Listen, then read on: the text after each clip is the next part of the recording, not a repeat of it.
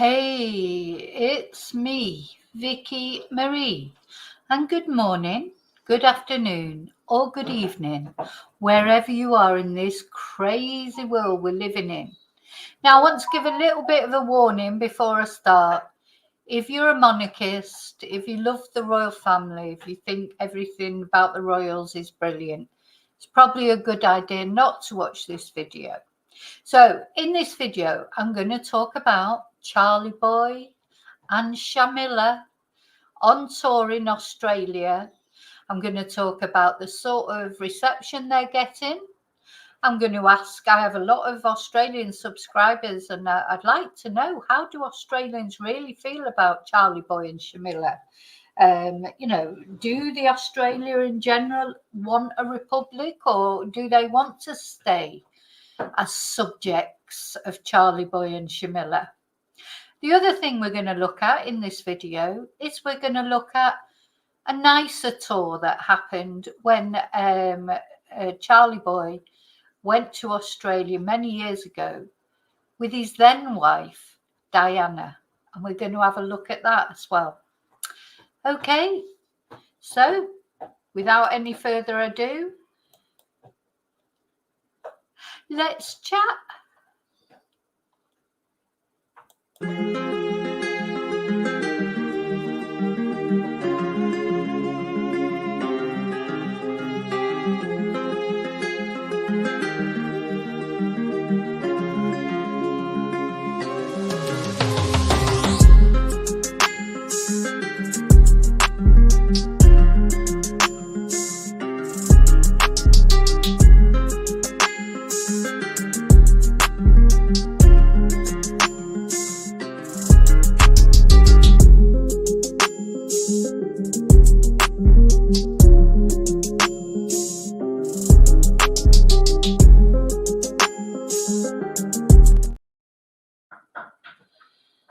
Hi again.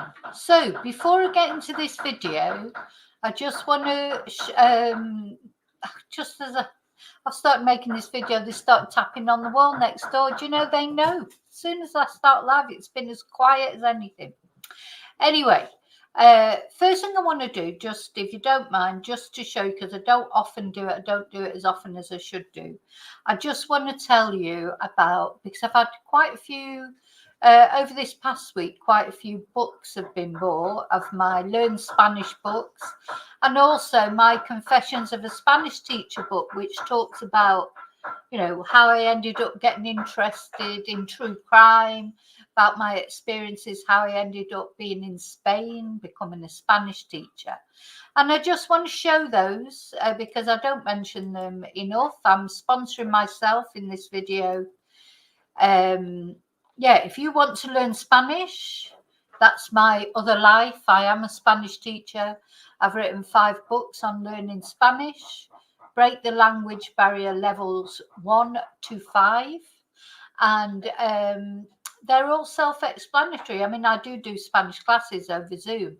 But if you want to learn at home without, maybe your budget doesn't run to classes, or maybe you don't have the time for classes, these books, you can learn from these at home. So the explanations are in English, the answers are in the back, and any questions you might have, you can always email me if you want me to explain anything, etc. So those are my Spanish books.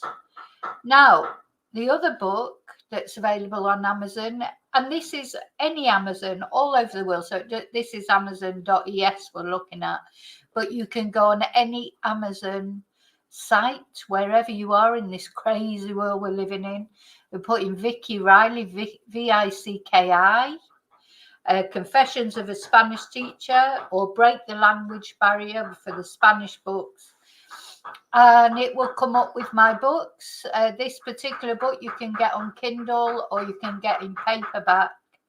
And Confessions of a Spanish Teacher, as I said, gives you a bit more information about me and how I came up to be in Spain, some of the experiences I had in the UK, and then experiences that I've had here as well. And people seem to find it interesting. So that's available, as I say, on Amazon. So I just wanted to mention those briefly. I did notice this week that a couple of people had bought. I mean, I don't know who buys them. It may be that they come through other channels or through Facebook or something to buy my books. But I have noticed an uptick last week. So I want to say thank you for that. Anybody who has bought my books, thank you so much. Okay, so let's get back to Charlie Boy and Shamilla. So as I say, if you're a monarchist, if you love the royal family, if you love Charlie Boy, if you love Shamilla, this won't be the video for you. Now, I don't want to upset anybody. I mean, anyone who does love the royal family, you're welcome to leave comments and say, oh no, you think they're great, that's fine. Everyone's entitled to their opinion, aren't they? But I have, I am a Republican. I would love to see the end of the royal family, and especially since the Queen died, I just don't see the point of it, to be honest. And I don't believe in people just being revered just because of where they happen to be, plopped out, born into the royal family. They haven't. I like it when people make something of themselves despite the odds, not when someone's just given everything on a plate from the minute they're born. The other thing is, I don't think that Charlie Boy is a particularly nice person. If you in his King's speech in last Christmas, he told us all to live simply. This is the guy, that had these two new thrones made for his coronation. He's got a golden carriage that he travels around with. He's got houses all over the world, a lot of which you probably don't even know about. Certainly there's some that I didn't know about until I had a student from Romania who was telling me about the house he's got there in Romania and how he goes there often on holiday. He telling everybody to live simply while he lives the way he does is just terrible, in my opinion. Anyway, also the way that Princess Diana was treated.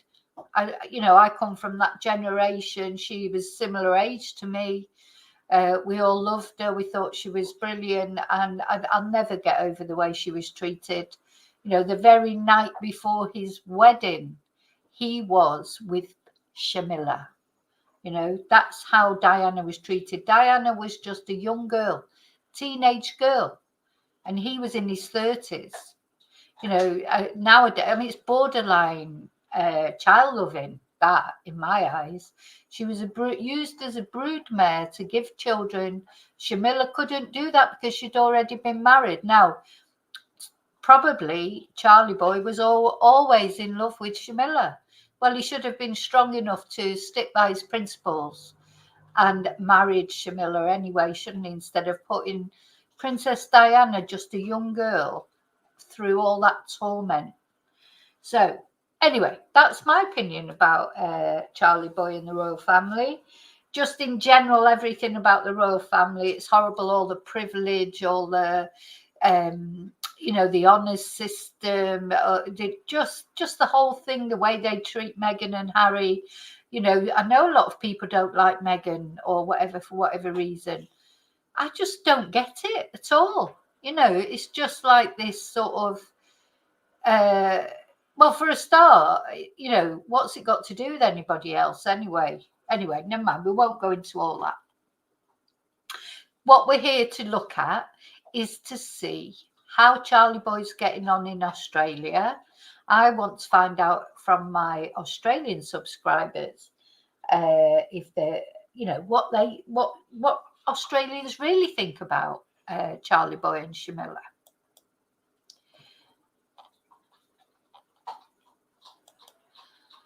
Julie, hello, happy Monday. Thank you so much for the super sticker. Hi, AA. Hi, David. Hi, Darren. Hi, Lorna. Hi, Kelly. Charlie's got more houses than Barrett Holmes. He certainly has. And then he tells us to lead a simple life. It's just beyond me, but that people can't see it. But anyway, a lot of people think he's great. Well, there you go. Well, Kelly's in Australia and she didn't even know they were there. Well, it's been a very low-key tour, this one, very low-key. I think it's probably been low-key because, you know, you saying they're mostly liked, but I don't know that they are. Well, they're certainly not as popular as, of course, it used to be. And of course, Charlie Boy, to be fair, he has had cancer and he's been having treatment for cancer. So apparently this visit was completely scaled down, you know, so that his doctors would allow him to go. And on a human, I've nothing against Charlie on a human level. I wouldn't wish cancer on anybody. I hope he recovers. One thing you can be sure of is he'll have received the very best treatment that money can buy, unlike most people get. And so, you know, I hope he is fine. I really do hope that on a human level. I'm not talking about him. Well, I don't think he's a very nice person, to be honest. But even then, you know, I wouldn't wish cancer on anybody, and I hope he recovers. But one thing you can be very sure of, he'll have had better treatment than anybody else will ever get for cancer. Anyway. So, yeah.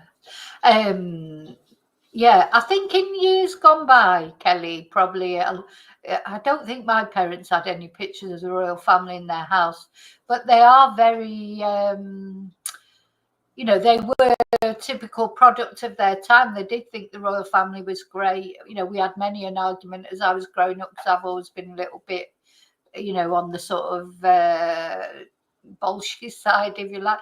I don't know. Why is it bullshit to not agree with the royal family? It's not, is it? And one of my brother's middle name was Charles. Of course, my name is Victoria. So I think there was quite a bit of adulation for the royal family in my family, certainly years ago. I think even my parents, though, as they got older, that started to die off, you know. So, of course, the royal family have been exposed more now, haven't they? Because with the advent of social media, I mean, all we used to see before was, you know, whatever the media wanted to present us with. And that'd be interesting. Gosh, this YouTube video that's popped up on ITV with memories of Diana and Charles's visit to Australia. It's very interesting to see how we were spoon-fed information years ago in the 80s. You know, we were literally, all we knew was what we were shown. There was no way really of independently fact-checking anything. There was no social media. There was no, you know, you just believed what you were fed on the telly, because what else did you know? Nothing. So now, of course, it's all different. So, you know, like with Prince Andrew, etc., and all the things about the royal family, you know, they can't keep their secrets like they used to. Even, you know, Prince William in the pegging scandal. There's lots of scandals associated now with the royal family. And although maybe not all of them are true, there's probably a grain of truth in a lot of them. And of course, Prince Andrew is persona non grata, isn't he? You know, so, but having said that, he's not been arrested, has he? Another one, like Hugh Edwards, has not gone to prison. Prince Andrew's not even been arrested. You know, so it's one law for them and it's one law for everybody else. And exactly, David, that is why they're against social media. They're against social media because, yeah, exactly that. They can't control it. They can't control it. Well, they'll try sooner or later. Every time you mention the royal family, just like if you mention BBC, if you mention Madeleine McCann, there's certain things I've noticed that if you mention YouTube, flag it up straight away. And that's got to be to do with trying to shut people down and silence people. Kelly, the pegging scandal. Anybody wants to tell her about the peg? I don't feel I should talk about it openly, but it, you know, even my son knows about that. I mean, it's all over social media. But, you know, people who don't go on social media, and if they don't go on what I call young Twitter, you know, I'm still calling X Twitter, but, you know, there's the Twitter people I follow, though it must have come up on the thing. I'm trying to think where I ever first heard about it. And when I mentioned it to my son, he knew about it. He was just like, oh, well, everyone's got their preferences. I just didn't think, because he actually is a royalist, my son. I don't know how that happened. You know, I don't know how he became a Manchester United fan. You know, I think it was just to spite me. You know, not only became a dirty red, but he also loves the royal family. So, you know, this is what I was talking about the other day. You can't control your children's thoughts. You know, that you think they're going to think like you, but not necessarily. Yeah, it's not for a lady's ears. Yeah, yeah.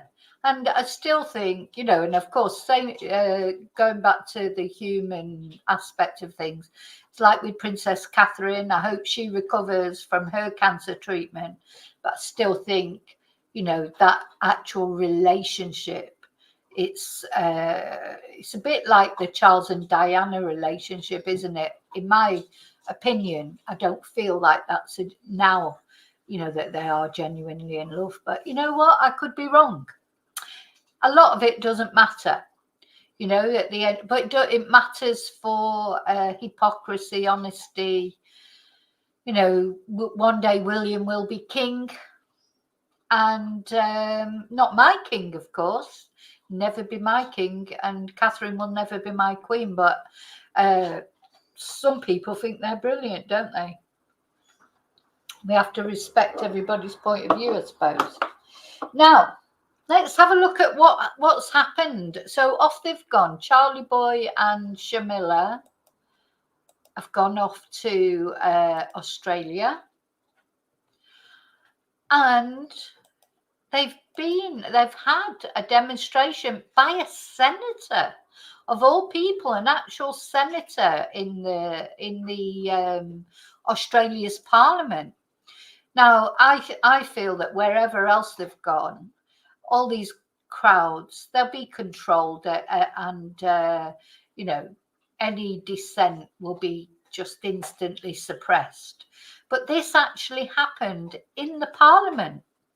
A senator has confronted the king in Australia's parliament, shouting, "This is not your land. You are not my king." Lydia Thorpe, wearing traditional clothing, strode up the aisle, yelling, "Give us our land back. Give us what you stole from us. Our bones, our skulls, our babies, our people." But good for you, Lydia. You destroyed our land. Give us a treaty. This is what she shouted out to him.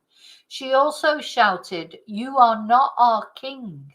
You are not sovereign. You have committed genocide against our people." So security stopped her getting too close and ushered her out of the chamber as the king, Charlie Boy that is, not my king, turned to talk to the Australian Prime Minister. And this is her, Lydia Thorpe. So Lydia Thorpe is the first Aboriginal woman from the state of Victoria to become a senator. You know, and the thing is, the Aborigines, they were there first in Australia. Every other person is an immigrant, you know, at the end of the day. That is the truth. You know, however you know, you may think that some people think that the British Empire was a good thing. You know, well, when I say some people, Elon Musk, he was off on bloody Twitter saying how good the British Empire was, how it brought prosperity to countries and things like that. Well, maybe it did in one way, but you know, that's a moot point, isn't it? Ask the Aborigines that. Ask them what they think about their land being taken over, or the Maoris in New Zealand, etc., or the native Indians in America. You know, that people, it all depends which way you look at it, doesn't it? Everyone will have their different view. So she is the first Aboriginal woman from the state of Victoria to become a senator. And when she was sworn in, she refused to take an oath of allegiance to the late Queen. Yeah. Oh, why should she? If she doesn't believe in it, you've got to stand up for your principles. If she doesn't believe in the royal family, why should she have to give an oath of allegiance to the Queen? Now, we have to do that in Britain when politicians, MPs, they have to swear an allegiance to the Queen. Well, to Charlie Boy now. And they have no choice in that. That's why Sinn Féin won't send any of their representatives to Parliament. Because they can't swear allegiance to the Queen or to the royal family, because they don't, they believe Ireland should be separate.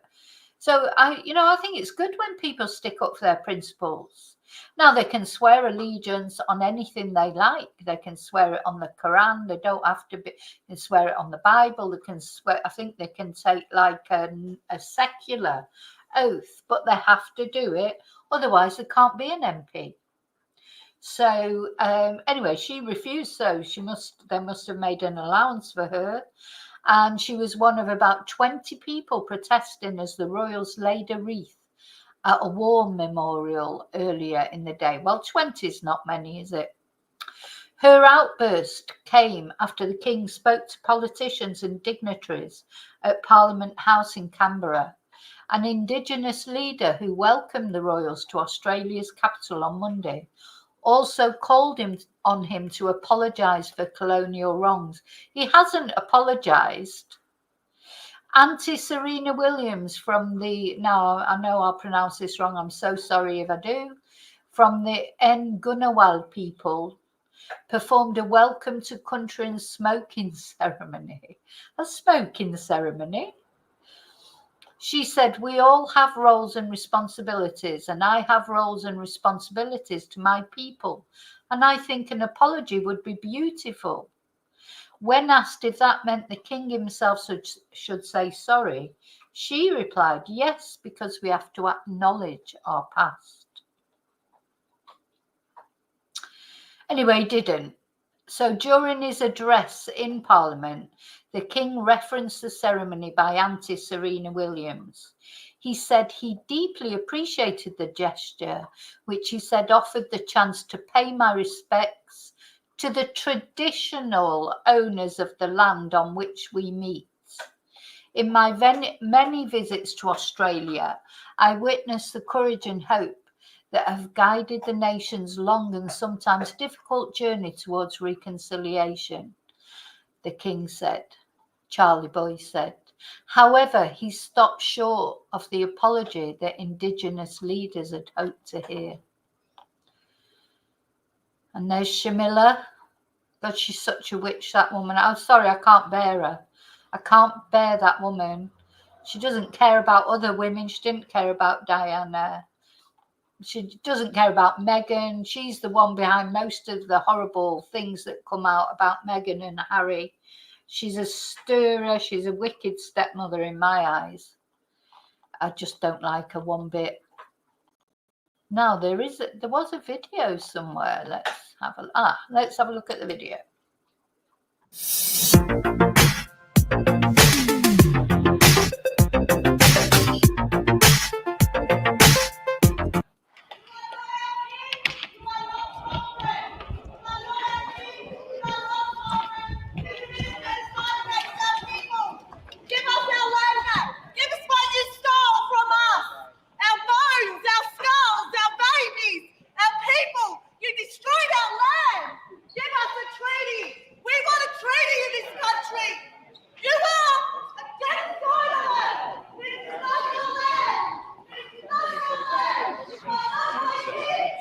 Oh, Camilla thinks it's hilarious.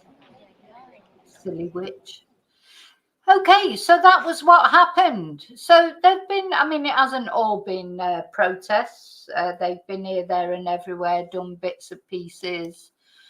I don't know, been to church, etc. Well,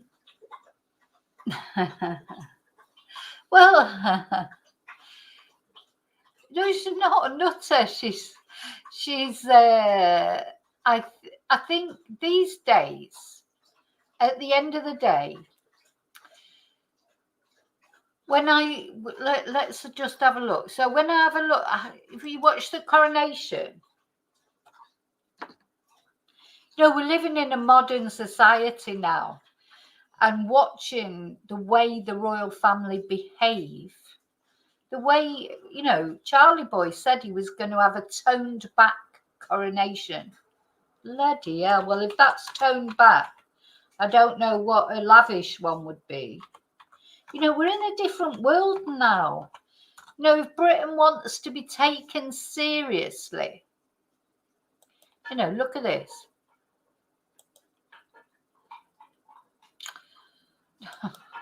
So somebody tell me that if you saw this in Russia or in, other countries, this is just not right. So all stood up on a balcony like they're all better than everybody else. Look at the crowns and the ermine and all that rubbish. It's ridiculous. It looks ridiculous.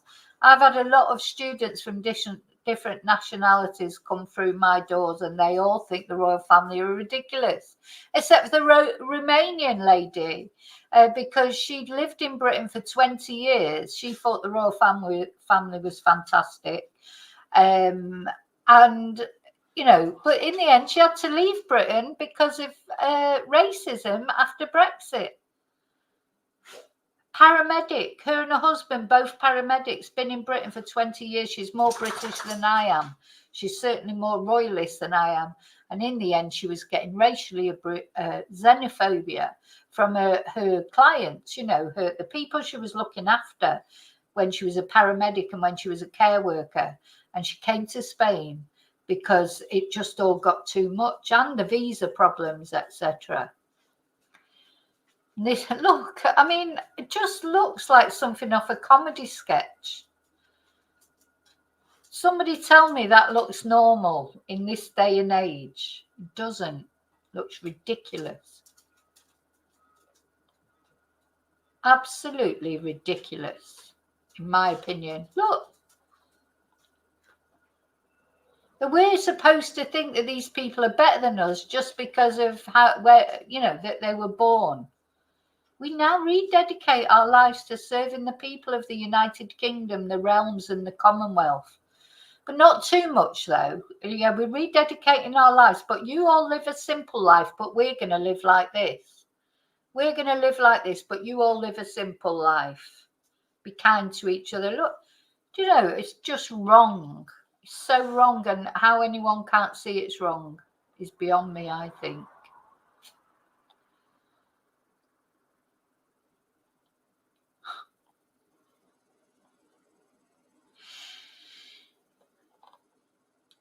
Oh, historic chairs to be reused for the coronation. The first glimpse of their Majesty's coronation robes. Oh gosh, how fabulous. So if you're written out, there may be some of you out there that are very interested in all this, but look, there's the gold carriage that they travel. That's gold. I mean, live a simple life though, hey, live a simple life. Now, I was hoping someone would buy me a gold carriage for Christmas so I could trot around Alicante or wherever. Ridiculous.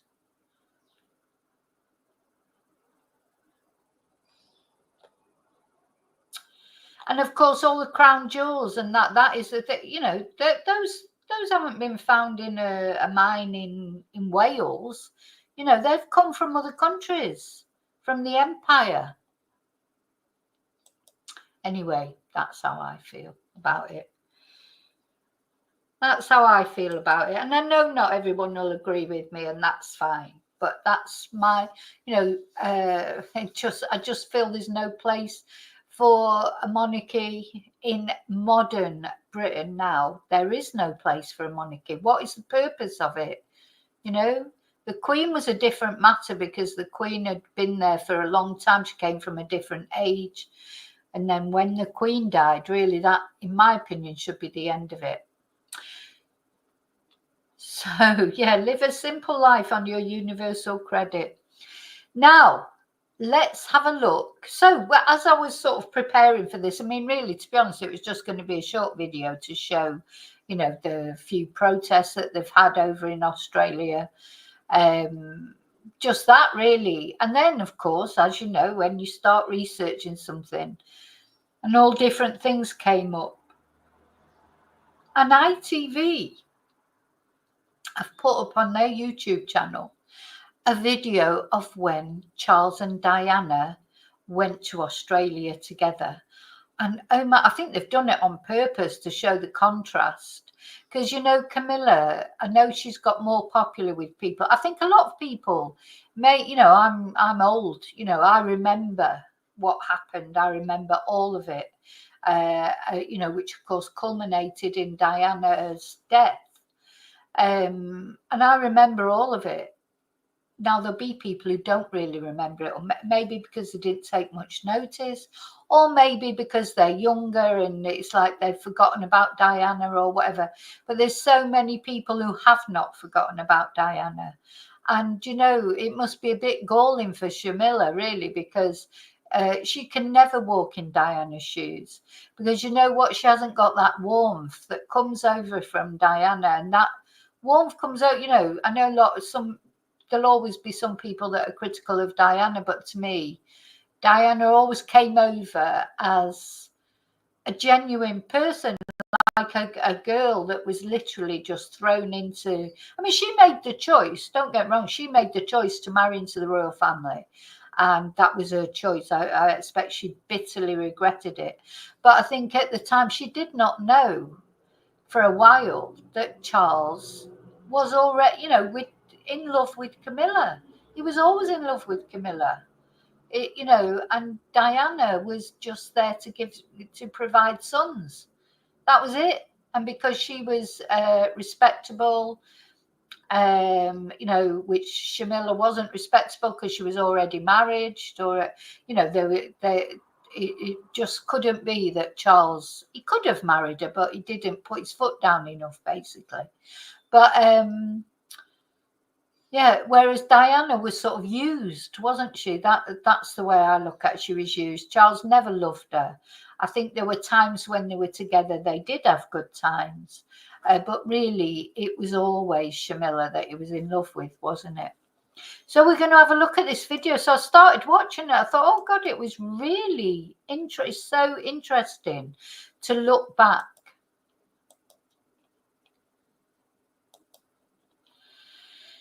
So I haven't watched all of it. I just started watching it and I thought, oh, that's going to be interesting. I thought we'll watch it together. And, some people won't be interested in Diana now, but I will, when I watched this, I thought, God, it just reminded me of a simpler time, or, it just was a different time, wasn't it? And of course, I was younger then. And I identified a lot with Diana because I think we were similar ages. I remember as clear as anything the day she married him.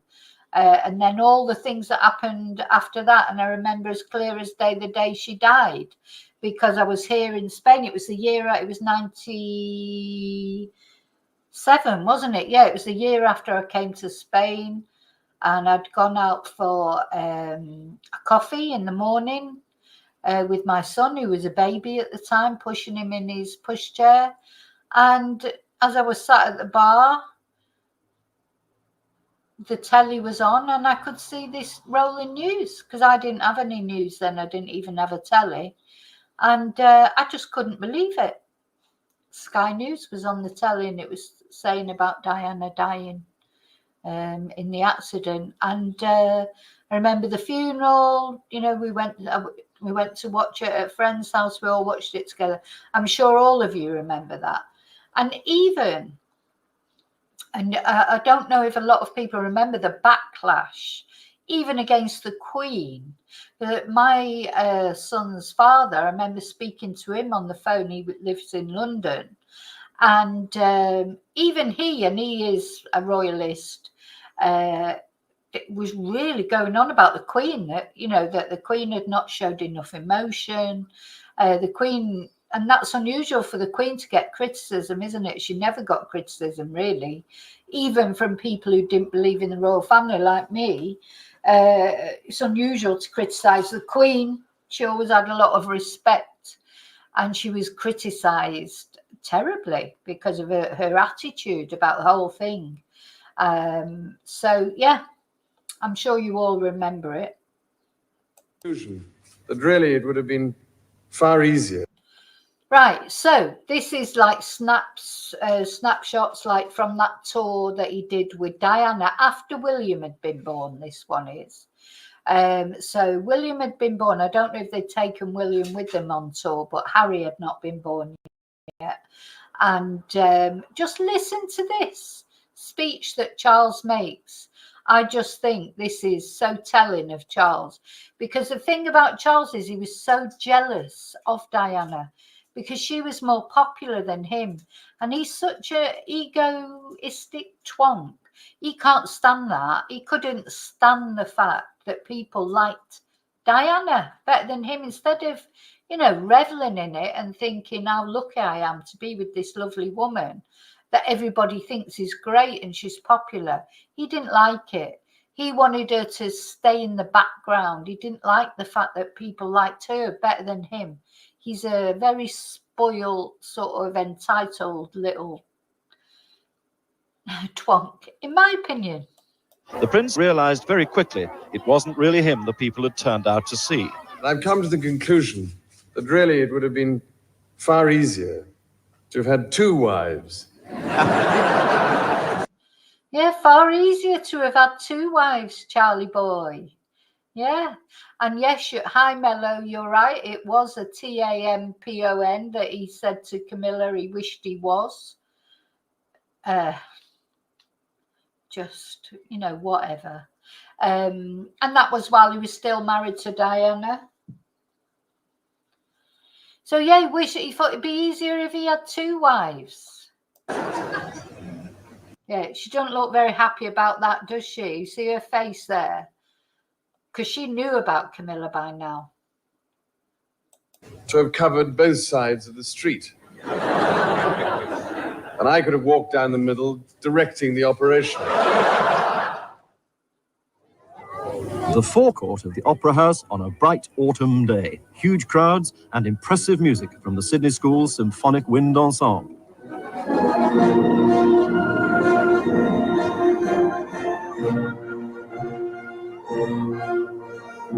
They do have to sit through a lot of boring things, don't they? I must admit. But, you know, but only every now and again.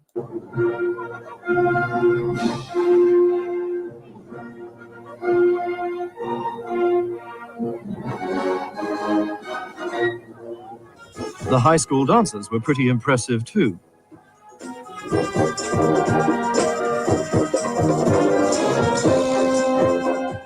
Though the prince found them a shade embarrassing. So I wonder why he said that? The prince found them a shade embarrassing. What does he mean by that? Why did he find them embarrassing? And the princess's expression was rather harder to read. Afterwards, the great crowd sang the national song, Advance Australia Fair. The princess knew some of the words. Her husband, like many Australians, needed prompting from the programme.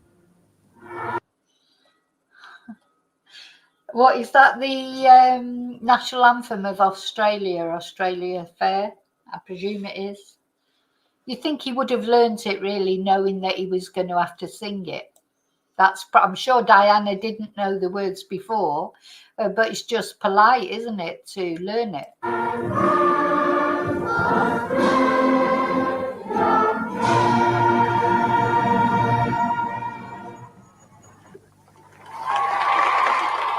The prince made 5 speeches in 2 days in New South Wales. They're very much into speeches here. His theme in all of them was his delight in introducing his wife and son to his old and valued Australian friends. So maybe they took William with them then, because he said to introduce his wife and son. Of course, William was only a baby.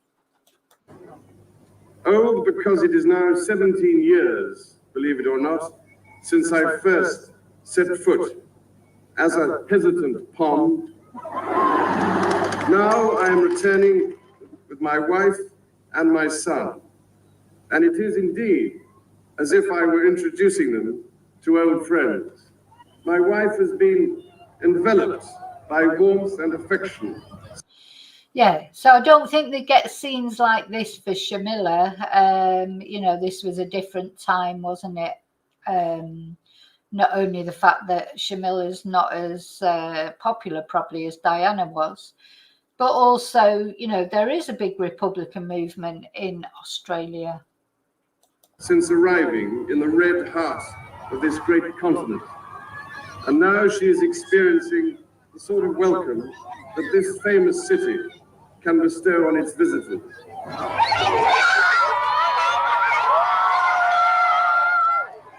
That night, there was a charity ball at one of the big hotels, and the princess demonstrated that she is unique among royals in her capacity to generate a pop star style. You know what? She just always looked so beautiful, didn't she, Diana? I mean, she just did. I know Camilla's a different age group now, and you know she tries her best, but Diana, she just shone everywhere she went. And I mean, you know, I know looks are something, you know, you just, but to me, her goodness, I'm not saying she's a perfect person. I'm sure she wasn't. You know, none of us are, but there's something about Diana, a lot of good that shines out of her, you know, and it always makes me emotional to see her. Even now, it's strange, isn't it, really? But odd, but I just can't help it. And this dress she's got on here, it's beautiful. Welcome.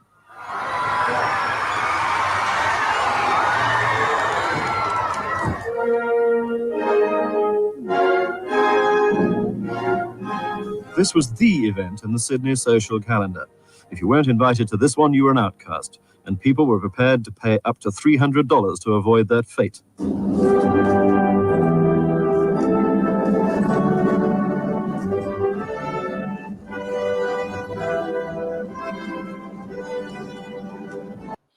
We definitely need a new national anthem, I think, that, you know, like at the football and things like that. We need an anthem that is about Britain, not about the royal family and God Save Our King.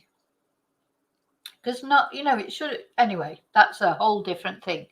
But yeah, now I wonder if Diana was going through a bulimic phase there. I don't know. She looks a little bit sort of, she may, who knows? The thing is, they were arguing all the time, weren't they? All, you know, because she, by this time, I think she did know about Camilla.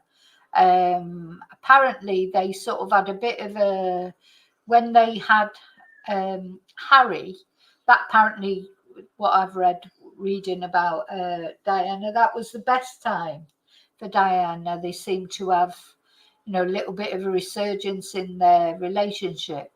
I mean, I think the fact is that Diana, she did love Charles. You know, this is what makes me so angry about the whole thing. You know, she was just a 17-year-old girl. She did love him. And I think she was 19 was she when she got married. And all the time he was already seeing somebody else. And he was in his 30s. You know, so I think that it's distasteful, I think.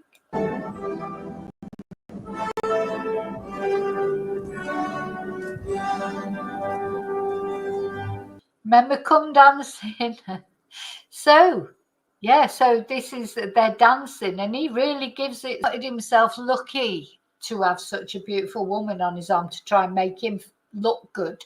Do you know what I mean? Because he, honestly, this man, he should have counted himself lucky. He was so lucky to have Diana, and he just treated her like a brood mare. Then the social set moved in, determined to have a chat. The princess was embarrassed, but by now the couple were a sitting target.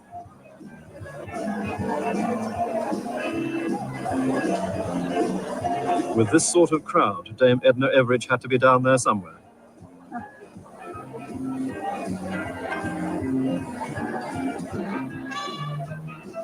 The next day in Newcastle, New South Wales' second city, they once again displayed their private affection in a public place. And when the very small children performed their exercises to music, the tunes were so catchy, they had to join in.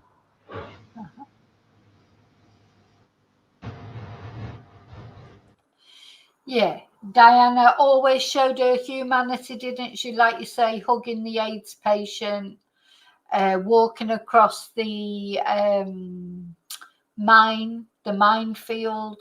She was, so I get emotional every time I talk about her.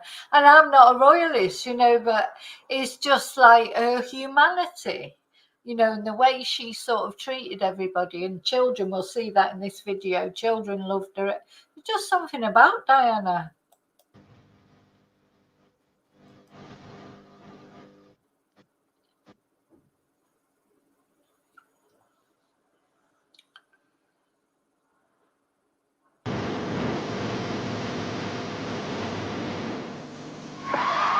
There were 43,000 children in the stadium, and the Prince decided to tell a few jokes. Unfortunately, one of them, about bringing up Prince William on warm milk and kangaroo meat, got him into trouble.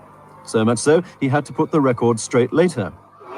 But you won't believe it, but ever since then, we have been deluged with letters, telegrams, and telephone calls saying, how dare you bring up your child on minced kangaroo? So I just wanted to put the record straight that we don't feed him on minced kangaroo. I was attempting a joke. One thing I thought Australians have is a sense of humour, but anyway. God, he's such a pompous prat. I don't know what she ever saw in him. She was a young girl, wasn't she?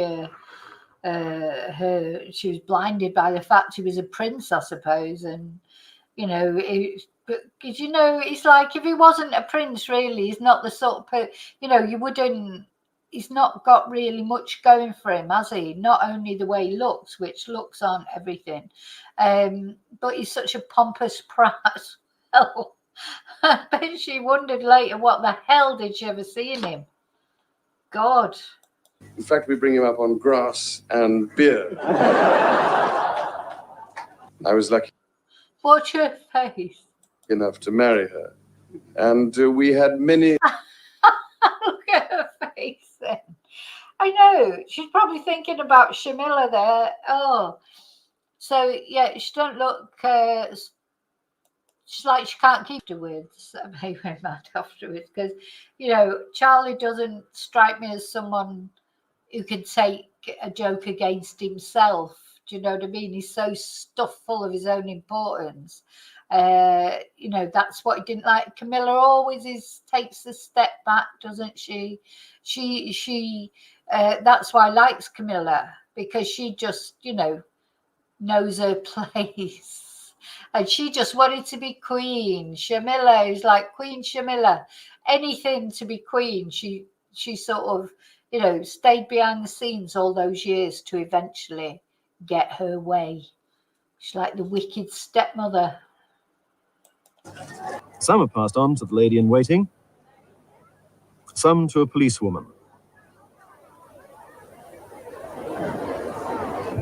By the end of the day, they will find their way to local hospitals. Of course, for the very young, it's all a bit bewildering. So that's what Charlie Boy didn't like, wasn't it? Her popularity. She was so popular, he could not bear it. You've got to attract her attention. They spin you round. You've got to make the delivery. You've got to remember where to run back to. It's not easy. And there are times when it's all just too much. And only a good weep will provide comfort. Mind you, it was quite nice when that princess lady said, agony over. Agony over.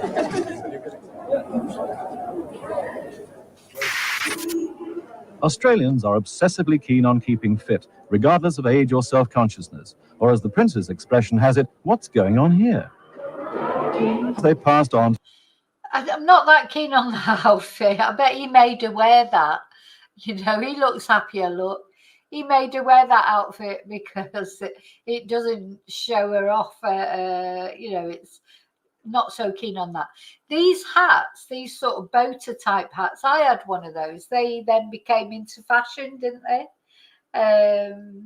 And I remember having one, yeah. But yeah, not so. This outfit is not the best outfit. To one of the showpieces of this suburban Adelaide community centre. Rock climbing, or rather brick climbing, which produced the royal exercise of neck craning. These children playing table tennis are all immigrants from Kampuchea who settled here after the Vietnamese invasion. Their game taught the princess horizontal eye movements, echoed by the prince's vertical eye movements. Wait.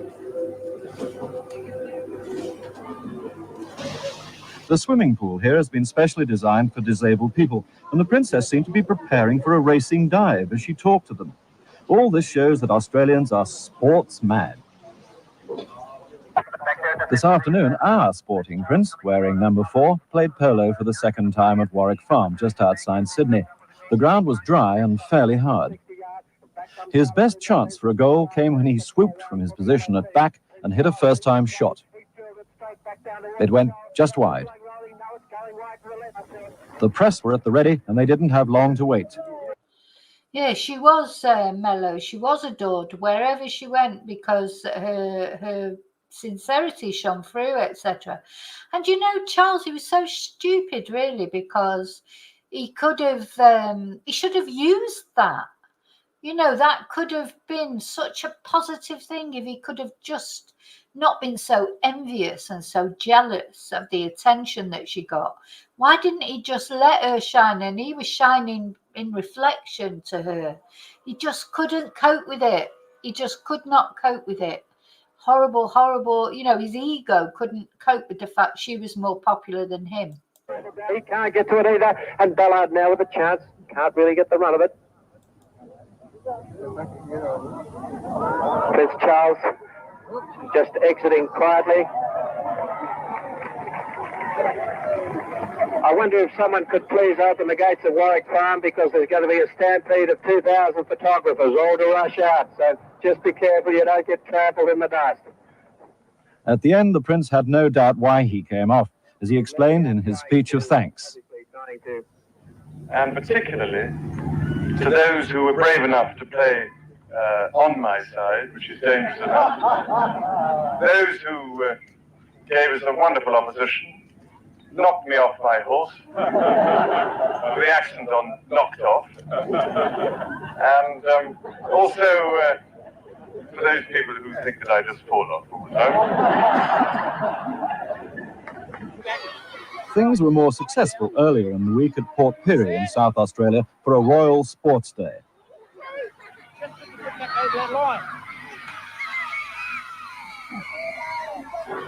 In this country, the competitive spirit is encouraged early.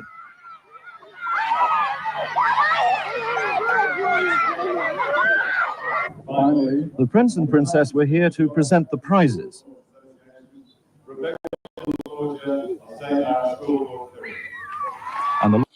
Now, red and white, that's not good. My mum used to say, you put red and white together, it's blood and bandages. My mum was typical northern mum. She had a superstition for everything. One day we'll have to do superstitions now, because I know a million of them. If you would, my mum had a dress similar to that actually, but it was with black, not with red. But yeah, red and white. Never wear red and white. It's blood and bandages.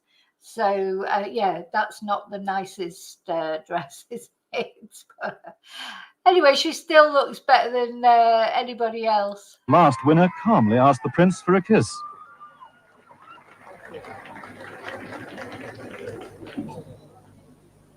The prince first looked startled, then said, "Oh, come on. I don't mind," said the princess. And so it came about. Followed by a handshake to show there were no hard feelings.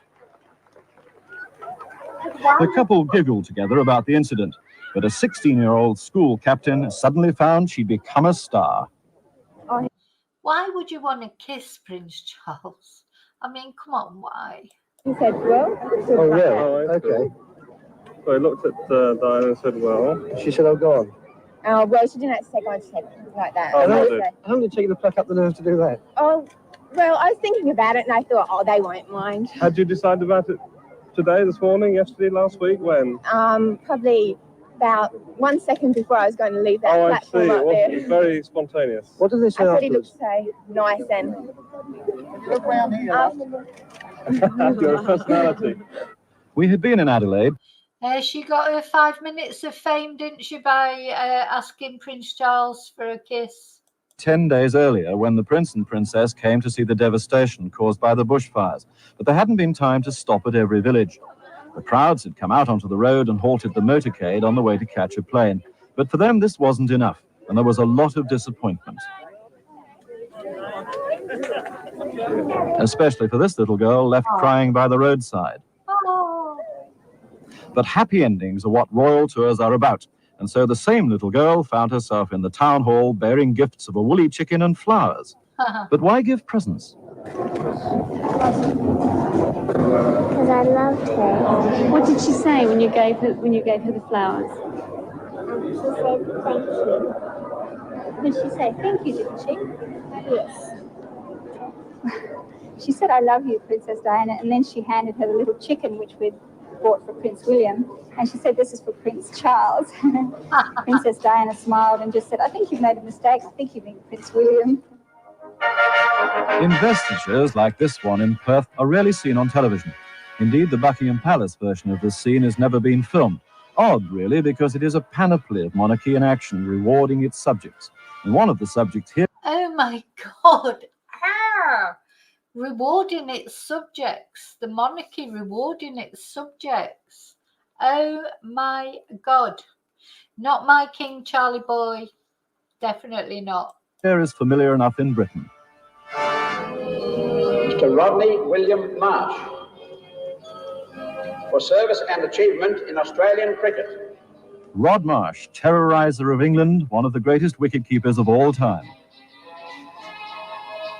They all seem to use the most peculiar muzak, as if the ceremonial required some sort of sweetening. But it is the ceremonial itself which has an added significance in Australia. The heir to the throne, as representative of the sovereign, is exercising the power of the monarchy in a land beyond the United Kingdom. This infuriates Republicans in Australia. The Prince, lean and fit, is off for a swim, the press trotting in attendance along the Perth beach. The dive in was a good one. Oh, my God. I hope there's no sharks. So he can't even go for a swim in peace, bless him. Though surfacing reveals that the famous bald spot is on the spread, not that he seems to. Oh, showing off his bald spot. I wonder why he's never had a hair transplant. You know, because you couldn't say that he couldn't afford one. Yeah, maybe William, because of course William's completely bald practically already, isn't he? Maybe he'll have a hair transplant. And Harry's going that way as well. You know, baldness runs in the family, doesn't it, apparently? So luckily, my son, that's what I always keep telling him, he's not going to go bald, because in my family, men don't go bald, but they go white very young. So he's always moaning that he's already got white hairs, grey hairs, but at least he's got hairs. So, you know, at least you can dye your hair, can't you? Bother. A large lady decided to leave. Oh, that poor woman. Imagine you're there in the sea, having a swim, it's all quiet and that, and then the bloody Prince Charles comes. Prince Charles comes and starts swimming next to you, and you're all over the telly, all over the world. Oh, that poor woman. And he's saying, oh, a large lady. Oh, my God. That poor woman. Oh, I would be mortified. I would be absolutely mortified. You put me on the bloody telly in a swimming costume. Oh, my God. How awful, that poor woman. And the extra water now available unceremoniously dumped the prince. Oh my God! Did you hear what he said? Oh my God, you couldn't get away with saying that now. So let's just listen. He says, so a large lady leaves the water and the extra water now available. Oh my God. Oh. They all seemed to use the most peculiar music, as if the ceremonial required some sort of sweetening. But it is the ceremonial itself which has an added significance in Australia. The heir to the throne, as representative of the sovereign, is exercising the power of the monarchy in a land beyond the United Kingdom. This infuriates Republicans in our prince. Well done, said an aide, for no apparent reason. I just can't get over what you've just said about this poor woman. The dive in was a good one, though surfacing reveals that the famous bald spot is on the spread, not that he seems to bother. A large lady decided to leave. And the extra water now available unceremoniously dumped the prince. Ah, the extra water now available. Oh my God. So obviously this was before political correctness and all those kind of things. He's bald shamed Prince Charles. He's fat shamed that poor woman getting out the water. Well done, said an aide, for no apparent reason. While this was going on, the princess had set off on her first solo engagement overseas. Her husband's shield blacked out on the rolls. The destination was Fremantle, where the hospital has a wing named after her. This narrator sounds like a pompous twonk as well, doesn't he? And of course they all were in those days. You know, now we do at least have normal voices speaking. This was all the, oh yes, a large lady. Oh yes. Good God. Insufferable. The princess appeared to be sitting on the wrong side of the car, but she didn't make any other mistakes, though here they still cheer her as Lady Diana. 3 cheers for Lady Di! But it doesn't matter what colour she wears, even this bright fuchsia colour, she can carry off any colour, anything. It's lovely, that outfit, but a little bit bright, of course. But then the 80s was all about flamboyance, wasn't it? The 80s was not about, muted tones. Everything was flamboyant in the 80s.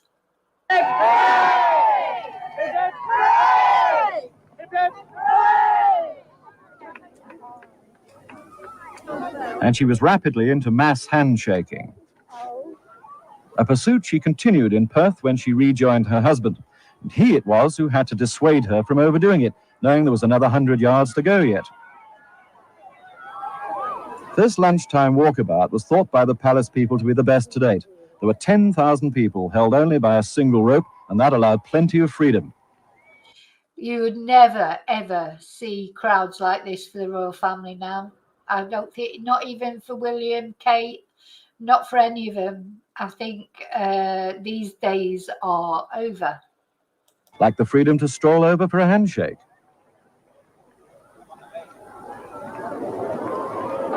Eventually, the princess was a dot of purple in the vast throng. Oh, my God. And the policewomen carried away the spoils.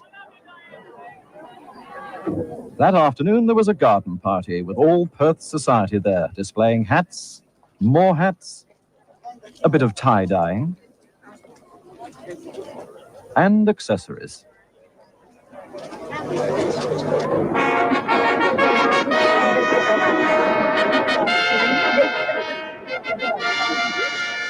Being permitted this sort of entrance could be said to constitute an unfair advantage.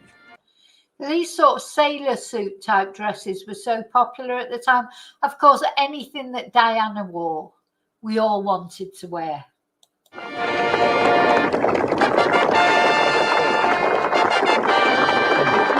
Even though it never looked quite the same on me as it did on Diana, with her being very tall and slender and me being short and dumpy. But, we all still wanted to wear whatever she wore. These hats were so popular. But no one in Australia these past 3 weeks would argue against the fact that the princess has set a lead in fashion which is probably going to be copied all over the world in the next few months. She brought with her a wardrobe officially described as vast, and of the 20 dresses to date, she has worn only 3 things before. There was this pink outfit in Canberra, first seen at Waterloo Station on the honeymoon. That's a lovely outfit. I remember peach was a popular colour then. This seen on a platform in Sydney. Oh, she didn't look very happy there, did she? Anyway, oh, here's William. Look, he's gone back to this bald now, William. He had hair briefly, didn't he? Now he's got no hair again. Started on a settee in Buckingham Palace. And what we saw on a launch in Hobart, we first saw in a carriage at Ascot.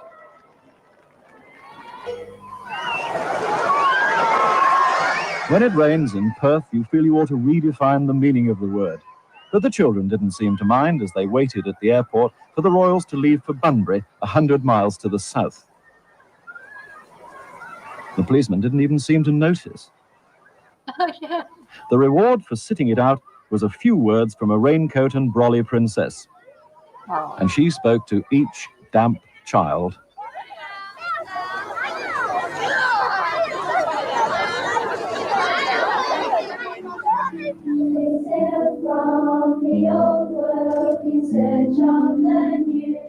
At Bunbury, the rain had held off, and the children waited to hear the words of the prince. But the wind blew away a page of his script, and there was a word not intended for their ears. I had one of the Granny Smith apples thrown into the car at me as we drove here from the airport. What he said was, "God, where's my bloody bit of paper?" Yeah, he likes the word bloody, doesn't he? Do you remember when his bloody pen, you know, when he was trying to sign after, was it after the coronation or after something, and his pen wouldn't work? So always the bloody saying bloody pens. You know, he's he looks like he's got scratches on his face there. Maybe she'd had enough of him. He was thrown for a moment, but pressed on, straight-faced, to read a Victorian homily on the evils of... Onto his face. Swearing is contemptible and foolish. After the speech, the children swarmed, perhaps thinking he'd say that word again. The Land Rover made its stately progress around the stadium, allowing all the 13,000 children a view. They, in turn, kept station, a fair feat of discipline. The children who'd brought flowers... Do you remember when Kate and William did this, when they were visiting somewhere, you know, in this bloody standing up in a thing like... You know, they were really sort of... said how ridiculous it looks. I mean, it looks ridiculous then now from our eyes now, but of course that was a different time. But now imagine still doing these kind of things as if they're like gods or something. You know, we would instantly criticize another country. If Vladimir Putin drove around in a bloody thing like that, you know,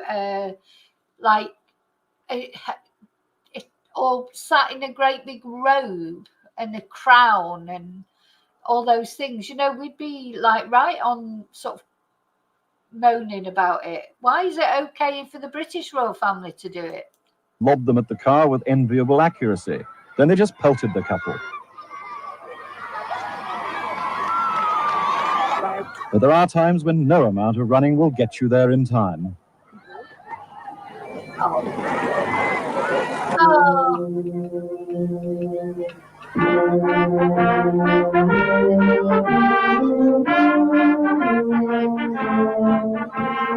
Of course, children have again dominated the week, and even when playing in a perfectly ordinary school band, they've managed to indicate their own individuality.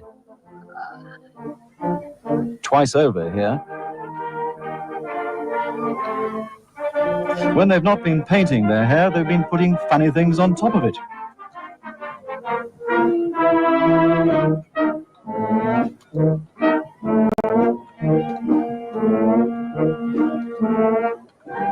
They wore hats of welcome.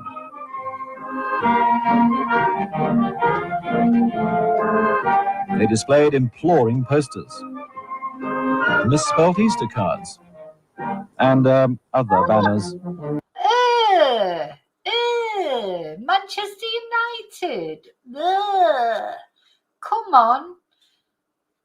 Well, I'm sure Princess Diana didn't care about Manchester United. Probably didn't care about Manchester City either. But, you know, it's what I always say. All these people are not proper Mancunians if they support Manchester United. My God. Someone seems to have run a course here teaching children to open and close car doors. If you do it really well, people applaud.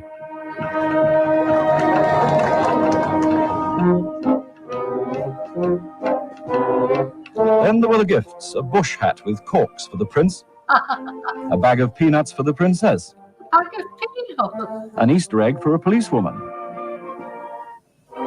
and an Easter rabbit for Prince William. But at the pub in Womargama, they have other preoccupations. The prince hasn't been in to what is presently his local for a drink, and it worries them. Neither has the prince taken up membership of the club named after one of comedian Paul Hogan's characters. There's your official membership card. Official initiation. I do love Paul Hogan. The Crocodile Dundee series of films, I did enjoy them. The official chant is Fosters, Fosters, Fosters. Fosters, Fosters, Fosters. Hooray! This is membership card number 500, reserved for the prince. And there's an old school friend waiting here too. Yeah, well, been coming down to the bar a bit lately and hoping that Charlie might come in. Oh, well, the old mate Flavers, as we used to call him.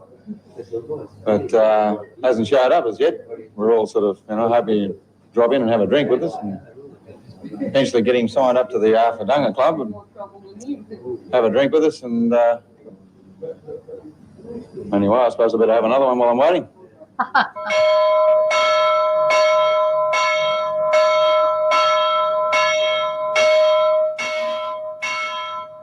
This morning, the couple were at church at St. Paul's Holbrook, a small village near Womargama, where the prince read the lesson.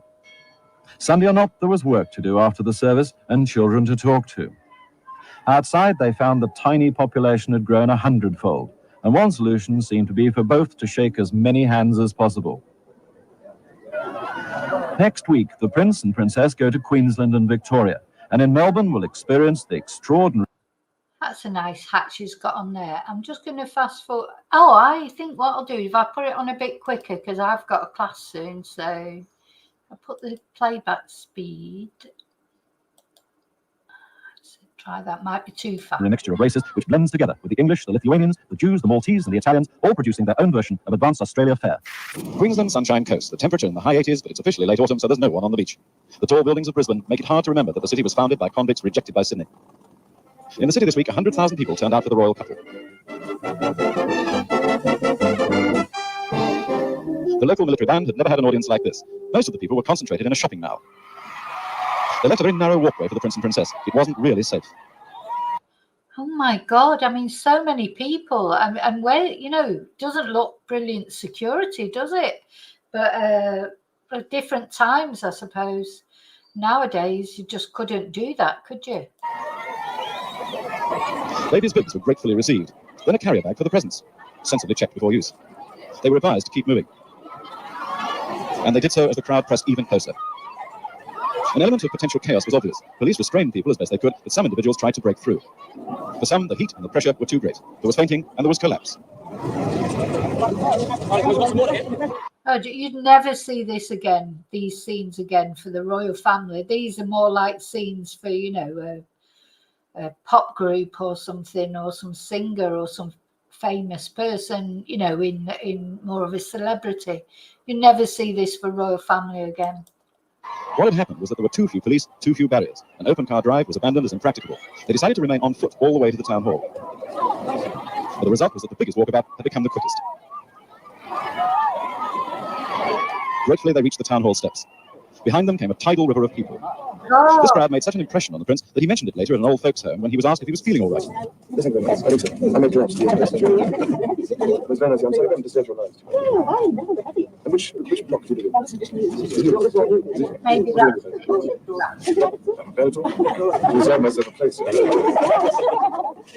At a Queensland state reception that evening, he had put the memory behind him and put on his wit with his dinner coat. That's a lovely dress she's got on. As I say, she can carry off any colour, can't she? Doesn't matter what colour she wears, it always looks nice. On this occasion, of course, it's doubly enjoyable as far as I'm concerned to bring my wife with me and to introduce her to all of you and to let her see just what a state Queensland is. Not in what a state, but what a state. Whirling fans, try as they might, cannot disperse the sharp smell of ginger, as we discovered the next day on a tour of Queensland's more exotic agricultural establishments. This is Australia's only ginger factory. Actually, they don't like the stuff much, and most of it goes for export to the Far East. The prince was told that the ginger root can be preserved, crystallized, covered in chocolate, or turned into ginger beer. The princess was drawn into colour coordination. Her dress just happened to match the raw ginger. Next, the nutmobile. I didn't realise that Australia was such a big producer of ginger. I love ginger. Nearly every meal I ever make has ginger in it. Shaped approximately like the local macadamia nut. The prince and princess, faintly embarrassed, travelled in a royal nut. There was some laughter as the nutmobile made its rather ludicrous way downhill, and people said unkind things about rolling hamburgers. Mind you, they are useful as flour bins, though fairly miserable to follow if you're a security man. By the end of the journey, the prince was looking equally miserable. He muttered that once was enough, thank you, and he'd never go in the thing again. He's a miserable dog. The nutmobile did not win the royal seal of approval. The world's largest plastic pineapple was viewed with rather more favour. This was at the Sunshine Plantation, a vast acreage of tropical fruits created by a man who used to run a roadside shack selling pineapples. The annual value of the plantation's produce is now nearly £400 million. A million tourists a year ride behind a converted sugarcane engine as it chugs slowly through the fields of avocado, guava, passion fruit, banana and cane. Now 2 more tourists were added to the tally. And the old engine pulled slowly up the hill and past the duck pond.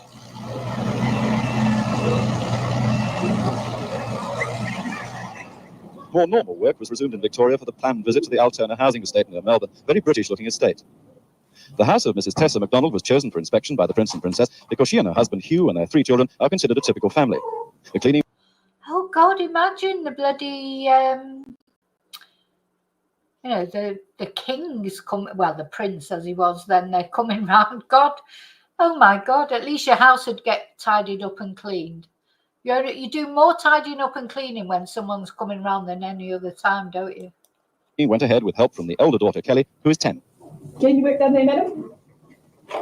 On the day, the sniffer dog was out, posing problems for the McDonald's pets. The cat's out here because it's got the dogs in there.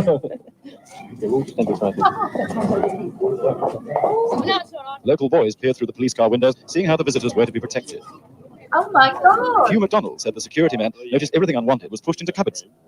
And they said that if Princess Diane comes in and says, "Oh, you've got a lot of cupboard space," and opens up one of the cupboards, well, we won't know what to do then. My head's just spinning. Yeah, that's what you do. You put everything in the cupboard or in the oven. The oven's good. Just don't forget that you've put things in the oven. I've done that 1,000,000 times. Just stick it in the oven out of the way. I'm just in so many different worlds at the moment. I just can't even concentrate. The estate has a lot of British immigrants, or not to put too fine a point on it, a lot of Poms. Not British immigrants. So, of course, they organised a street party for the occasion. Hugh opted to wear a tie at the last minute, and so at the appointed time, the visitors approached the garden gate of number 9 Box Court. The 2 couples went inside. Hugh McDonald describes his reaction. I said, "I really think you're a lovely couple," something like that. I really did, because you could see that they're really together, happy too, and they really are happy people. And the fact that they were so happy, you could feel. You can see they're really together and really happy. Well, yeah, not really. But they were happy. It seemed like they were really happy to be doing what they were doing, like it wasn't just another chore. Melbourne still has trams, beloved of many, including the Prince, as a symbol of the city. But they're grabby things, so the new precinct to be opened had to be hosed down. The police band played the tune we've waited a month to hear.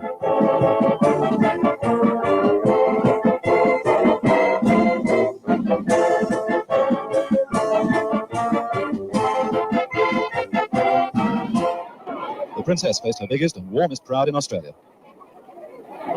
They stashed away the flowers in a car boot, and the Prince quoted a writer on the famous rivalry between Melbourne and Sydney. The stereotype, he said, beloved by most Melburnians, is that Sydney is noisy, garish, untidy, pushing, insincere, brash, rather delinquent, and on the whole untrustworthy. I hasten to add that I was not the writer. I have great pleasure in declaring this mall open, and as Anthony Trollope said when he visited here in 1872, magnificent though Melbourne might be, there's no street in it that's finished. But at least this one is, and both of us have great pleasure, as I say, in declaring it open and trusting that nobody gets run down by the trams which still operate here. At the moment, the tram lines are immediately below the plaque he unveiled, so no one knows what they're going to do with it yet.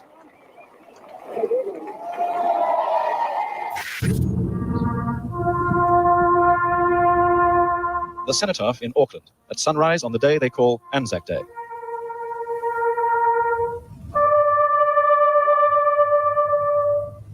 The footsteps that you hear are the marching feet of the veterans of the Great Wars who are arriving at the Cenotaph. Think of the comrades who, then and since, fought for freedom on land, sea, and in the air, but did not return. As the dawn is even now about to pierce the night, so let their memory inspire us to work for the coming of new light into the dark places of the world.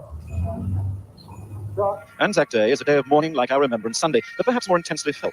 It began by commemorating Gallipoli, the 7-month-long battle in 1915, in which thousands of New Zealanders and Australians were killed.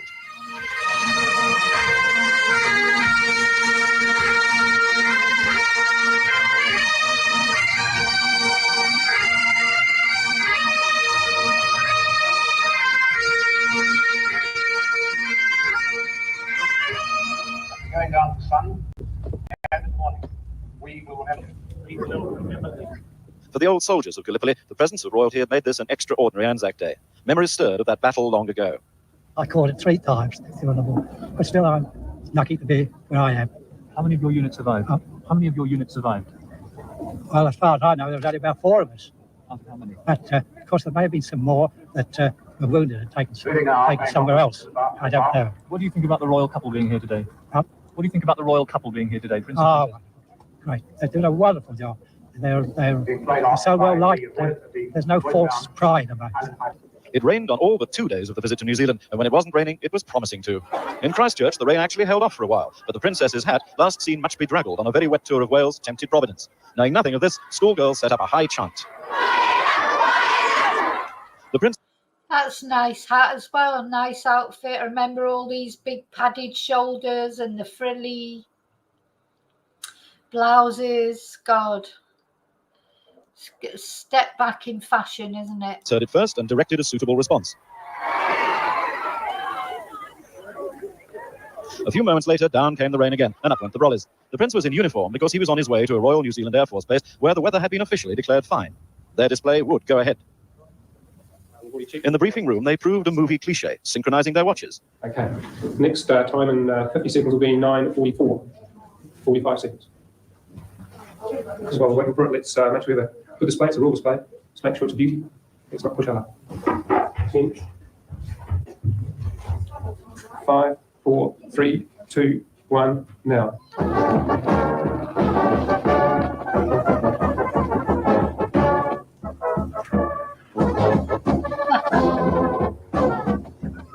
Oh, I don't like it. I really don't like these shows. They always make me really nervous. There's been loads of accidents in Spain from these type of manoeuvres.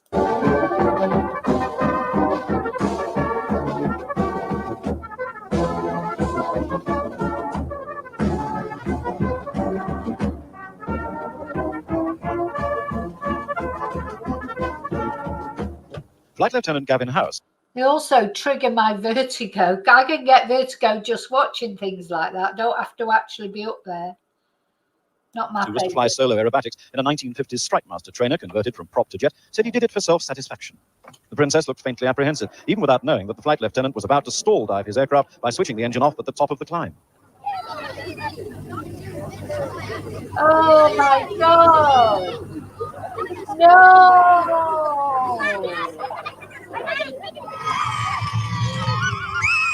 Oh my Before God. a backdrop of treasured museum pieces, the couple talked to Air Force families.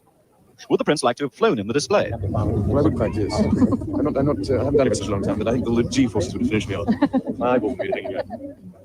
The banner asked a polite question, to which the response was equally polite and immediate. Oh, thank you very much. How did you enjoy your stay here? As a lady. Very well. So, what you wanted to get? Sorry, you God want bless to you. get Never any holiday. Deserve it. How's Willie was the popular question. He's in one. Very dangerous. Knocks everything off. After 6 weeks of practice, the princess was ready to agree to any reasonable request. Give us a wave! Give us a wave! Thank you! Beautiful!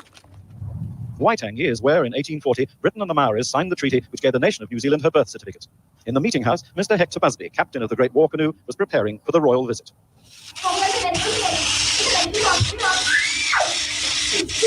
I've got to bring my deodorant.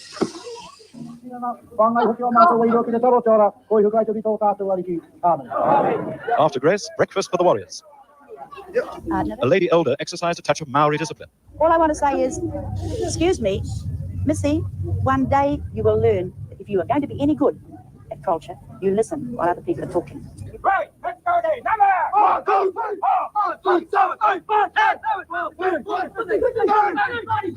But there were difficulties. The tide had stranded the canoe. Oh, now I've got to stop because I've got a class. And I thought the student wasn't coming, but they've just messaged me and said they're on their way. So I've got to finish, sorry.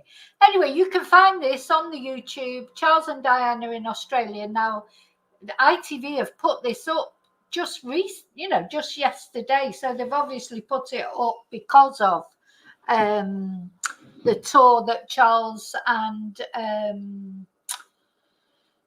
Shamilla are doing. So anyway, I've got to go. I'm so sorry, but thanks for being here and watching this with me, because I've really enjoyed watching it.